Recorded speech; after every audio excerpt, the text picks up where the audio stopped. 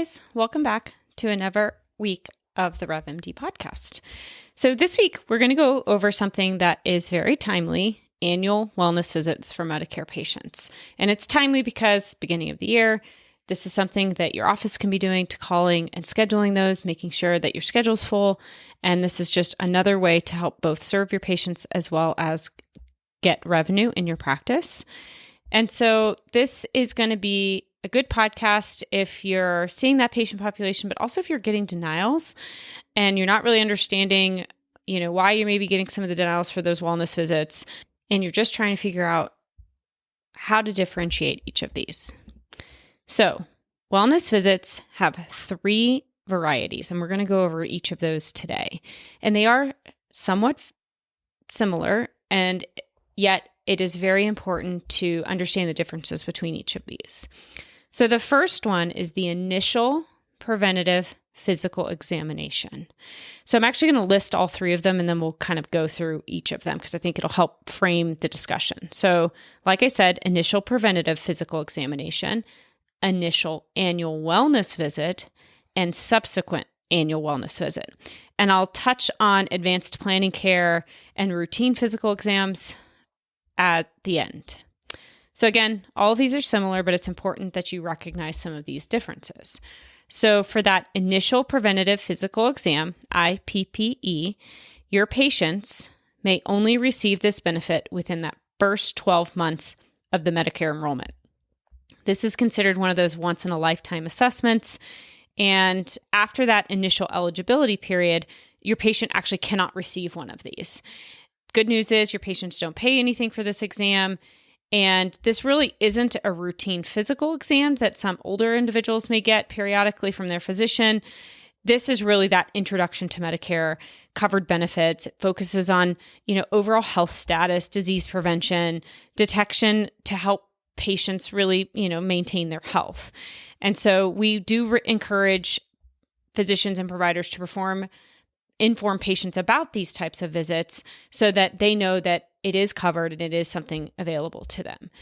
In terms of coding for these, there are some codes, really, the G0, 402, 403, 404, 405, which kind of go over both the preventative physical exam, that initial preventative physical exam, which is the G0402, and then the EKGs that may occur as part of that, which is the 403, 404, 405. I'm not going to go into those today, just recognize that those are there. And there are some specific codes for those federally qualified health centers visits. And I'm, again, not going to go over those as well today. So again, that initial preventative physical exam is what we just went over.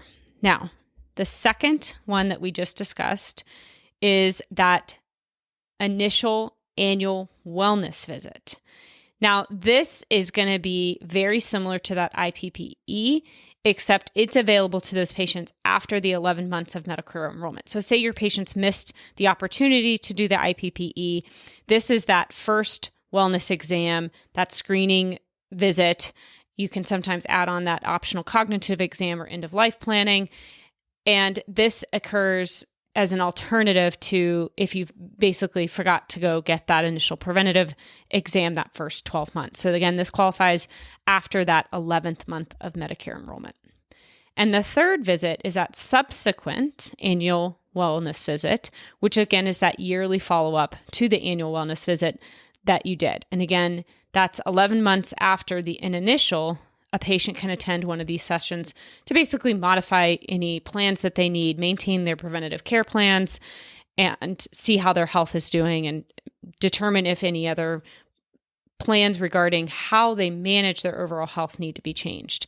And again, that coding is at G0438 for the annual wellness visit, which is that initial visit, G0439, which is the subsequent visit.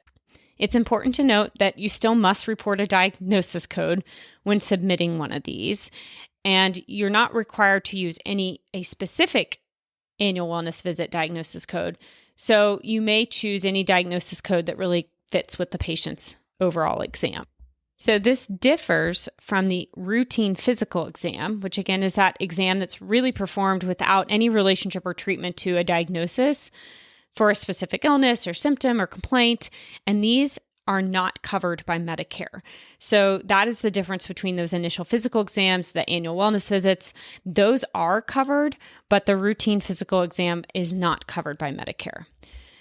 Some other important things to note, like I just said, the annual wellness visit is not a routine physical exam. So that is something that is very different, like I said. That initial physical preventative exam, the annual wellness visits, do not include clinical lab tests, etc., but you can still make those recommendations or referrals for those tests. It's just not included as part of that bundled fee. The coinsurance copayment and Part B deductibles for these are covered. However, neither is waived for the screening EKG. So that's the 403, 404, 405, right? That G0402, G043, G0404, or G0405. Those are not waived. Again, that's the coinsurance, copayment, and deductibles are not waived for those EKGs, but they are waived for those IPPEs and annual wellness visits. And last, I'll talk about advanced care planning. So again, this is that face-to-face conversation happens between a physician and a patient or another qualified healthcare professional that really is that opportunity to discuss their healthcare wishes, their medical treatment preferences if they are unable to communicate for themselves, or what decisions they would want to be made about their care. And of course, you can provide any of these during an annual wellness visit. Coding for these is going to be 99497. That's that advanced care planning, including the explanation and discussion of advanced directives, such as standard forms by the physician or, of course, any other qualified healthcare professional. And that's that first 30 minutes. Now, the 99498 is each additional 30 minutes after that. And you must report a diagnosis code when submitting these, as in these can be an optional element of that annual wellness visit, and it's not required that you use a specific diagnosis code, but you won't want to drop something that's consistent with what's going on with the patient. Now, provided that these are on the same day as the covered AWV, right, that annual wellness visit, the coinsurance and deductible will be waived for these. And that's, of course, if they are seen by the same provider, billed with a modifier 33, and billed on the same claim as that annual wellness visit. So again, the advanced care planning, deductible, and coinsurance once per year is waived when it's billed with that annual wellness visit. So again, these annual wellness visits are a great way to check in with your patients, see what's going on, help them discuss things that are on their mind that may be worried about, like that advanced care planning, and also something that can also impact your revenue, improve your revenue. And one other thing to kind of add to that, diversified revenue streams when it comes to seeing these patients. So really a win-win for everybody. Some important tips when it comes to these wellness visits are a couple things, right? So your front office is going to want to have some education around this, because you can give them a script to be calling your patients and being able to say, hey, it's that time of year. It's been 12 months. We'd love to get these scheduled for you, yada, yada. And then that's one way to kind of keep your schedule full, especially in these times where those deductibles are still there and maybe patients are a little hesitant to come into the office. Because again, when these are done according to the guidelines, the patients aren't going to have to pay those deductibles. So again, another reason why it's good, these are good things to do early in the year. The one thing you'll want to make sure is that you are transparent that if there are additional services, that they may see a deductible or copay for those. So, for example, if you're adding on an evaluation and management code with a modifier, of course, because they bring up something that's specific that you are now having to evaluate and manage. And that's always really tricky, because if they come in and they list 5 things that you need to now treat and give medication for and manage, then that's when, they will see a charge. And so you do have to make sure that they very well understand the difference between those annual wellness exams and any E&M code that's dropped for evaluation and management of a specific problem.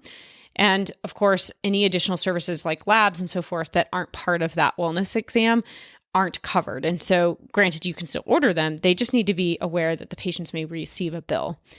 And last but not least, the Medicare site has some great kind of toolkits and things that you can download so that you have some references for your staff, for your physicians, and everybody can kind of be on the same page around the differences between these, the requirements for these, and how to check eligibility and how to get these scheduled in your office. It is important that you have to differentiate that annual wellness visit and an annual physical because, these are different, and you're going to have an unhappy patient if they don't understand those differences. So, whatever you can do to help educate your front staff, educate your patients so that surprise bills aren't there and they're clear on the services that they're going to receive. All right. Well, that is short and sweet this week. Thanks for listening, and I hope you guys enjoyed another week of the RevMD podcast. Just so you guys know, we are looking forward to seeing everybody on our class on February 19th. This is a class we're doing every month. There's no cost to it. We just ask that you share our podcast with a friend or leave a review on the Apple Podcast store for RevMD. And we will be meeting again every month. And if you want to go and sign up, you can go to nationalrevenueconsulting.com, go to billing education and sign up to be on the list so that you can get the Zoom link. And again, we're meeting once a month to go over different things. We just went over kind of the overall claims process and the hiccups you can have in each part of the process that can result in decrease in revenue. And we'll be adding a new topic every month over the next 11 months. So again, it's a 2023 thing we're doing, and look forward to seeing you guys there. And as always, reach out if you have any questions. Thanks so much.